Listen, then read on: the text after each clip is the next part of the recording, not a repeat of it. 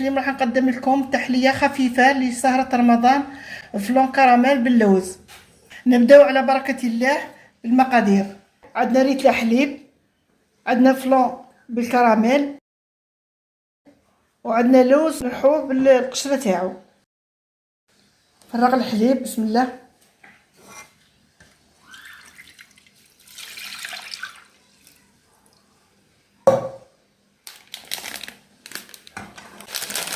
فلون بالكراميل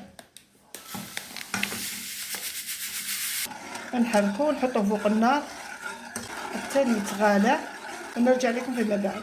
رجعنا لكم بعد ما غلى الفلون. دوك ندير عليه اللوز